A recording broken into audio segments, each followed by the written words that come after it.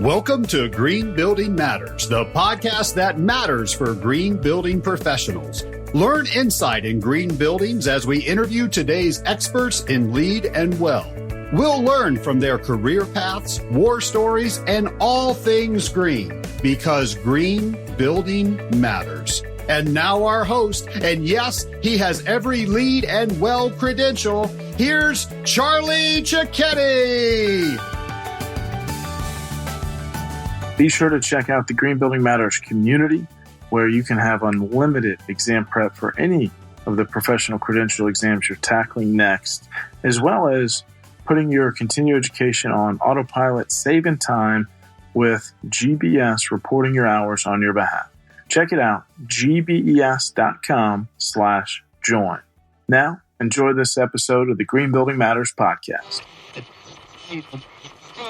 Hi, everyone. Welcome to the next episode of the Green Building Matters podcast. I have a ton of fun every week interviewing green building professionals from all over the world. Today, we have Angi Rivera. She's the managing director and a senior project manager with GreenShape. We'll learn more about the consulting firm in just a little bit. Angi coming to us from the Seattle area, but of course, we'll learn about her time in DC. Angi, how you doing today? I'm well. How are you? We're recording this in a crazy 2020 amidst the pandemic and an election, and a tree fell in my house last week with Hurricane Zeta. So you know what? It's okay. All things considered. Oh, no. We're doing okay. But let's get into the interview. I can't wait to learn more about kind of how you got into sustainability. But I always ask, where'd you grow up and where'd you go to school? Well, I grew up in St. Louis, Missouri, for the most part, with short detour to LA and Charleston. But for the most part, I was in St. Louis. I went to school. I started at LSU in Baton Rouge, and then I took a year to do a national exchange program to Virginia Tech and decided to stay there and finish out my architecture degree, since it's 5 years, finish it out there. And then after working for a couple of years in the DC area, I decided to go back to school for sustainable design and went to London with the Architectural Association to do environment and energy, which essentially sustainable design and analysis. Wow. What first, great schools, what first attracted you to LSU at the time? They had a good architecture school and I got a full ride. So it was free. And it was always, I wanted to go to a big school far away from, get out of the Midwest, try something new. And provided me that opportunity, and I learned an awful lot. I really enjoyed that architecture school being slightly smaller. You got a lot of personal attention. Yeah, it was a great experience. Yeah, so it sounds like you knew you might want to become an architect. So where did that influence come from? I think it's since I was young. My parents, I always grew up in a house that was being perpetually renovated. My parents would buy an old house and redo it. So I never lived in a finished home until I got to college. My parents used to sit my brother and I down with graph paper in a room and say, okay, what should we do here? And I always enjoyed that. And also art and math were my two favorite subjects. So getting into architecture, it made complete sense. I got to use both of those. It's fantastic. So LSU, then Virginia Tech, and went back and got an advanced degree. So what about sustainability? Was some of that in your coursework, or was there a professor that influenced you? Or, when did sustainability start, popping up in your early career? So I've always been sort of geared towards that in my lifestyle, recycling and being efficient, et cetera. So I've always had that mind per se, but there really was in like the third year, the first semester of third year, we had a course that we got to do the hand calculations for a design that we were doing to determine our energy demand. And then we also had to do different, orientations and different design changes and see how that impacted our energy consumption for our proposed design that we were doing in our studio. And I thought that was brilliant because I finally got to quantify how my designs were doing something, how they were actually acting. And it was more than just a sort of a feel-good thing to do. Sure. It actually made sense. Numbers, made sense. That's a great course. And Were there some other influences there early in your career? Maybe some professors, maybe someone personal life, maybe early in your career that you might call a mentor?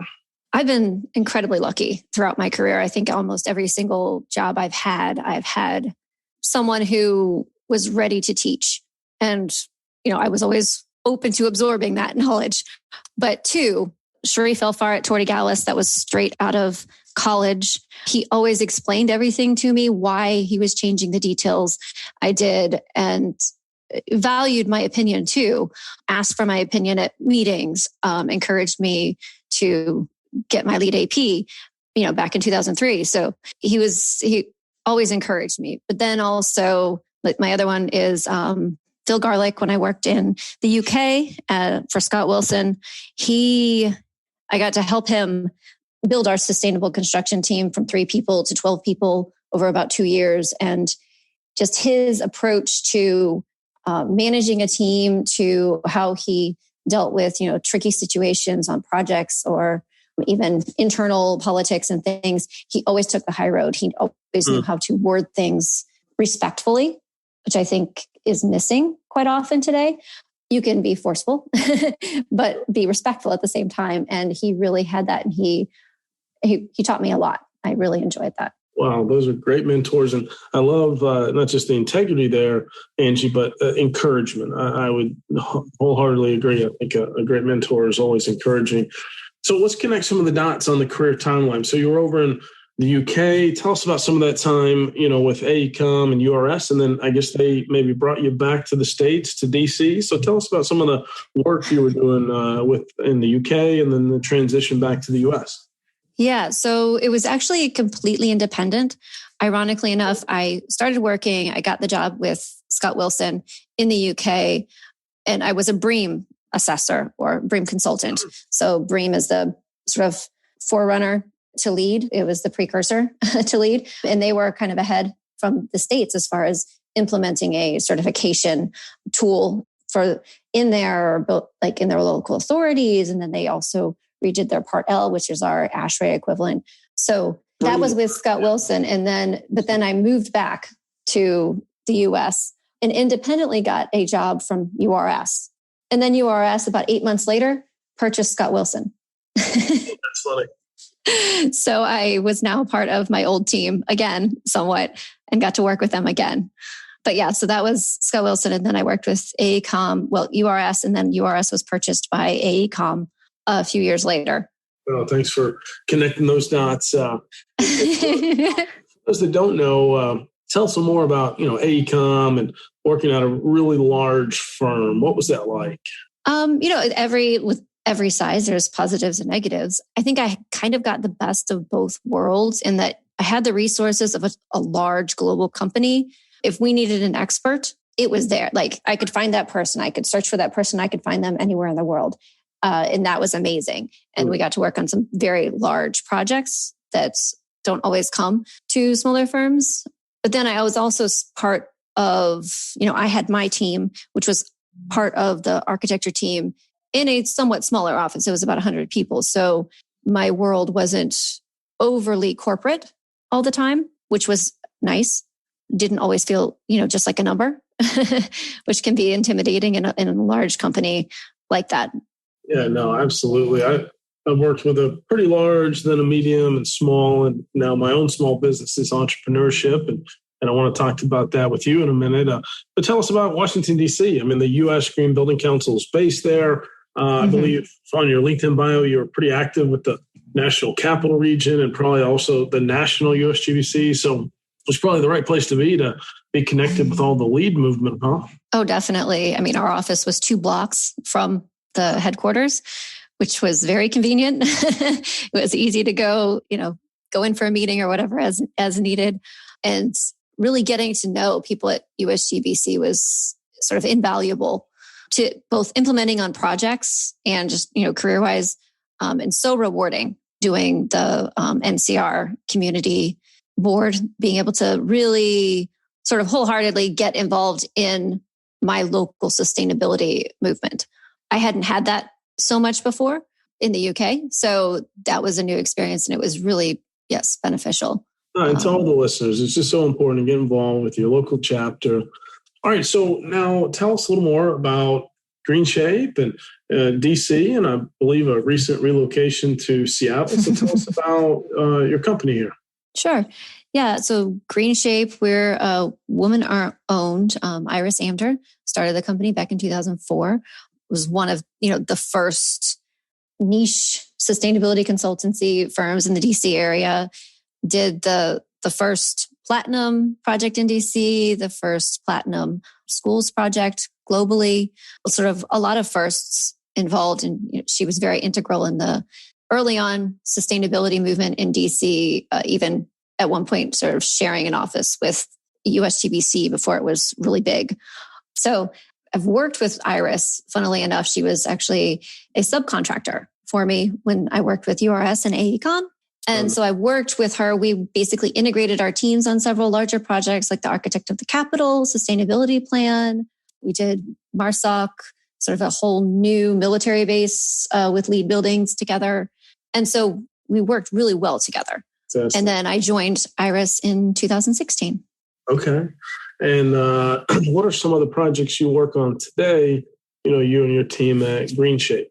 So we started on an exciting project, the Yards Parcel F, sort of this year, which has been really rewarding. They've been an amazing group, very ambitious sustainability goals, and doing every level of analysis and sort of number crunching of impacts of daylight analysis and envelope and all the energy modeling you could possibly do for all different options, which has been very refreshing. Also, we have a couple of projects that I first started on when I just joined GreenShape, our first V4 project that we were contracted for at the Naval Academy, a cybersecurity teaching facility, which has been fun. I enjoy doing buildings like these larger buildings, especially that have a lot of process loads and are complicated on campuses. Often, in my past life at AECOM with Procter & Gamble, doing international projects as well. Those complexities that we have, I like that we have those at GreenShape. Even though we're a small company, we have a lot of different projects with all those different demands. I can tell you like the technical side of it too. Well, all right. If you look back on your career, personal and career, I guess I should say, what's on the highlight reel? What really stands out? I should note to the audience here, you're a LEED fellow. Congratulations on that from about 5 years ago. That's a huge deal. But tell us what that means for you. And then what else is on the highlight reel when you look back? Well, one of my biggest highlights is the fact that, I went to the UK and worked there. That experience was invaluable to me and has, shaped me and really kickstarted me to knowing that I could do this as a career. I saw it was already so fully fledged out in the UK that I knew it could be here more so. And then also I think some of the work that I did at AECOM, URS with Procter & Gamble was very incredibly rewarding, helping them to implement LEED on their high process energy projects globally and help them roll that out with all of the different international teams on all kinds of projects. That was incredibly rewarding, seeing that could be done when so many teams were saying, no, we can't do this. And then being able to show them how. It is rewarding. No, thank you for looking back. I think we don't look back on the highlight reel enough. Thank you for sharing that. My next question is looking forward, though. What's around the corner? Angie, what should we be reading up on now? What's next in this sustainability green building movement? Well, I think there's definitely a focus on the health and wellness in buildings for sure. I mean, beyond well, but given the whole pandemic, indoor air quality will be huge. Also, that with the social equity issues going on, there's a lot of discussion around that. I would like all of this. Hopefully, all of this gets everyone to think about it, though, more as sustainability. I wish it wasn't always an add-on. I wish it was more how we thought.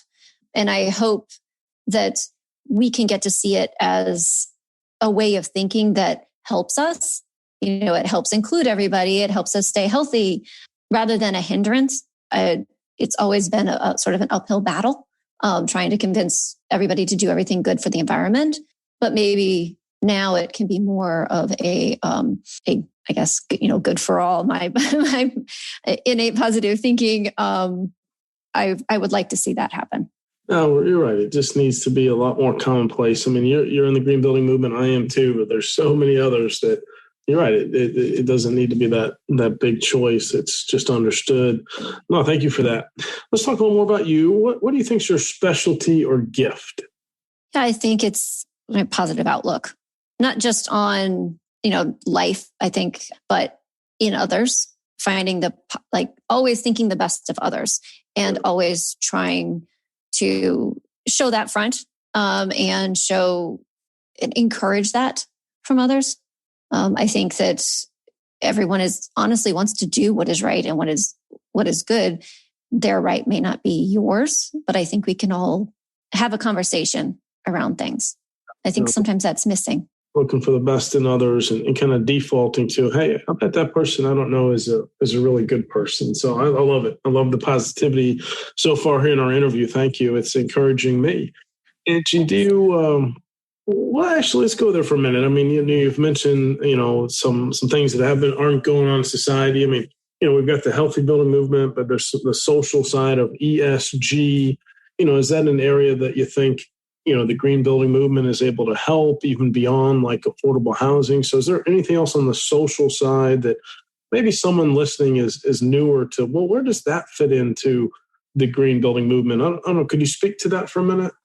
Yeah, sure. A bit. I've been trying to educate myself on it, particularly recently as well. And here in Washington, there have been several sort of Pacific region sort of podcasts or online events about it.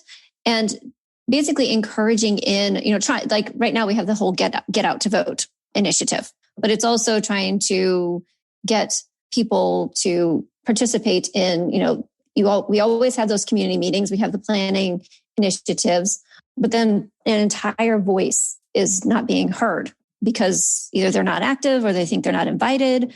But whatever that reason, part of our planning and part of our input process needs to include everyone. And we need to also understand how we do, they say gentrification of areas, but we need to be more sympathetic to how our development impact an entire, population of people that are currently living there, beyond giving a small percentage of them the opportunity to remain there. We displace entire groups of people, and it shouldn't happen as it does now. Yeah, no, absolutely. Well, thank you for answering that question. And to all of us, we need to go learn more, multiple sources here. Okay, let's talk about good habits, any rituals. Do you have any pro tips, good habits or rituals that you live by? I'm not very good at doing at rituals, I must say, but I do one sort of good habit I do sort of swear by is trying to not send a rash email, a quick email or a quick response, or even in meetings, not to speak too quickly when, my blood may boil because somebody's testing my temper. I find that today we are so quick, to post and to comment, and everybody wants to be heard all the time. That sometimes it's advisable to sit back, write your email, and not push that button immediately. I often write an email and I'll let it sit overnight. I'll read it again and make sure that what I wanted to communicate was being communicated, with, you need to have your right level of force, of course, but you can be respectful in that. And I always like to do that because I find that then people understand really what you're saying and where you're coming from, rather than just reacting to a tone that you may not have intended to begin with. Fantastic advice. No, you're right. I think we're usually too quick just to lob the ball back to someone else's court when maybe a well thought out wording can almost solve the problem there. And I love it. That's a great tip. You mentioned, that you really have been in sustainability for a long time. I mean, not just recycling and composting. I'm sure, even in your household, you've got a lot of green practices, but anything else that I mean, exercise or meditation or getting out to nature, hikes? I don't know. Tell us a little more about that. Well, yeah, I like to be outside. Okay. We try to, anytime it's pretty outside, we're having meals out there as a family. And, I try not to use air conditioning. Actually, the house we bought in Seattle doesn't have air conditioning, which I thought was great. But even in DC, which is a difficult climate to not have, your HVAC going. But I would try to open windows accordingly, things like that all the time, just as part of our, daily, so that we're more in touch with nature and in touch with, outside, because we're working and having school all in our house. So being able to have those doors open, or those doors and windows open, has been great. Us too, yeah. Let's talk about a bucket list. I'm a big fan of a bucket list. Are there one or two things you could share that might be on your bucket list? Well, I'd love to travel more. India, African safari would be the two sort of things. We used to travel quite a bit when we lived in the UK, pre-kids. But as the kids get older, I think we'd like to start taking them on, further trips and get them to see other cultures more. Amazing. And how old are your kids right now? Right now, they're 6, 8, and 10. Okay, great. Yeah. I think I mentioned my boys are 12, 9, and 7. So we're on the same sort of schedule. Yeah, you're absolutely right. Just a few more questions here. Let's talk about books and learning. You have a good book or two you'd recommend? Well, so professionally, it's not really new, but I like it. How Culture Shapes the Climate Change Debate by Andrew Hoffman. It really goes into talking about other people's perspectives and understanding that when you're talking to someone else, they're not necessarily seeing the argument or the conversation from the same perspective. And in sustainability, I find that very true. You need to understand what's motivating the rest of the team to do what they're doing and bring them around to get them to do what you need them to do from a LEED perspective or sustainability perspective. And I think that it also does a really good job of explaining why in the States we've been a bit reluctant to wholeheartedly accept climate change and the need for sustainability. So, and it's a very quick read. It's probably, I don't know, maybe 100 pages or so. So it's very easy to digest.